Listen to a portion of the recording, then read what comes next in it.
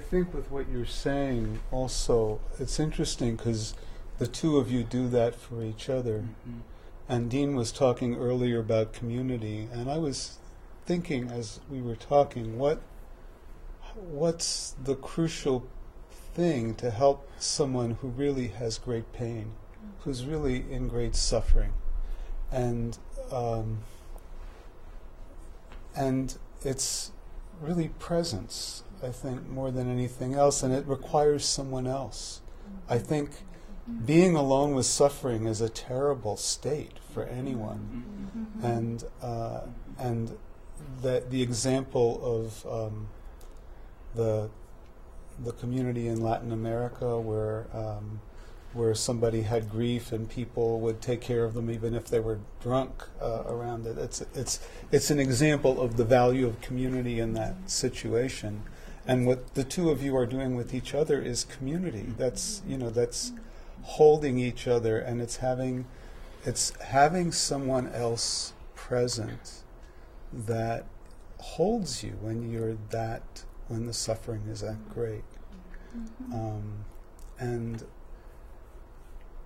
And I think that's missing for many people. And I think it's also very important as a place of healing or something, as a kind of a core element of healing, or of people finding their way somehow through the witness, through the beloved, through the witness, whoever that is.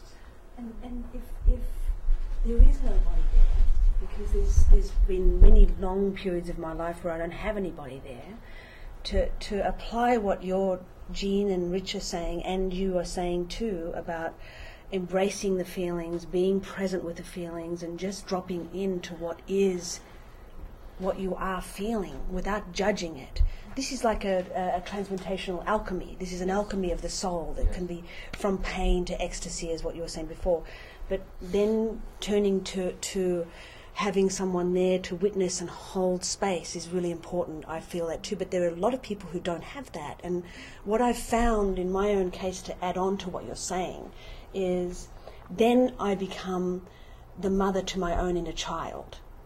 The one that's screaming, or the one that's crying, or the one that's very upset and feeling alone and miserable, and why should it be this way, and why isn't it any other way, and blah, blah, blah, blah, blah, and it goes on. It's a brat. The little child can be, that's in pain, becomes nagging, and it pulls on the fabric of my being. And then in that case, when there's nobody else to turn to for me, then I turn the eye within. I turn the eye to the within place and start to become that witness and that holding space for that inner child that's, pulling at my strings. And that I have found that incredibly powerful. And I was practicing it for a couple of months very steadily before I went away to Hawaii recently. And people were saying, "What are you doing? What are you doing? You look great. I want to know what you're doing." And that's what I was doing. And that's what I tend to do, is firstly embrace the feelings and stop and just feel. And if that's not happening, then if I can remember enough to address that little child, the painful one inside that's screaming for somebody, then I become that somebody for that child, and that's very healing, I find. So I call that the inner midwife. Is that right? That's what a midwife is. Midwife is just there holding the space for the mother who's going through the labor, and it hurts like heck, and they feel like they might die. And even they've done research on it for women who they call the doula, and it's a woman who's not necessarily even trained as a midwife. Just having a woman sit there with another woman in labor will help her have a shorter labor, even if the woman doesn't have any expertise. Just being witnessed. I mean, this has been shown in research. And I think that is so powerful, that we all need that. And I think that addresses that feeling of alienation that so many people in this culture have. And we really need that in community, when we can be authentic and say where we're at, instead of putting on the happy face, "Oh, I'm great, how are you?" And really say what our truth is. I'm struggling, I'm having a hard time, I'm in fear, my child is sick, my friend is dying. And I think That's what we're all craving. But being able to hold that space of that inner witness is very powerful. I think creating this life of the sacred too, and getting back to this idea of having ceremony and ritual in our life, which can be with community or it can be alone, has been probably my biggest practice. You know, I've created a sacred space for myself in our home. We also have a community sacred space that we're all now sitting and sharing in. And I have developed my own practices, and many of you in this room have helped me, Sarah, create even deeper ones. And I have found ones that have worked for me, and have, you know, been out there looking. If something doesn't resonate just because my beloved does it, or it's something that I like, you know, I'm free and I'm open to keep exploring. So I've created meditations become vital for me. Walking become vital. Creating an altar, which changes. It's organic and it moves. That's that sacred space. You know, that's been huge, because a lot of times when I'm sitting in the feeling, to be able to go somewhere and be held and be sacred and have these beautiful, meaningful objects to me, whether it's a stone or a picture of a beloved or my writings that I've now given, given up to this altar, the spirit, to the quantum field, you know, to kind of morph, and we call it percolating. We do a lot with sand art. You know, we create little wormholes, you know, where we create these altars in nature.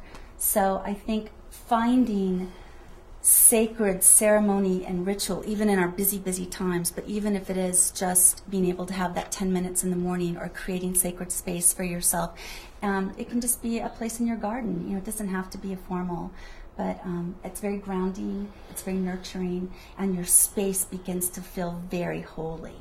And your point of reference starts resonating, you know, and you realize you're very holy. So ceremony and ritual, I would say, are just have been a wonderful practice for me. Something I did recently, I don't know if I was in a rock bottom place, but I was certainly in a place where I felt there was a lot of stagnant energy in me, and that wasn't going forward.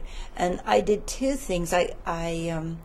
I did reach out to a couple of other practitioners, and I guess that would be an extension of what we've been talking about, of working with the beloved or friends. But there's also practitioners out there, and they're very helpful to me in those kinds of times. But I did something else that was surprisingly helpful, and it's not something I've ever done before.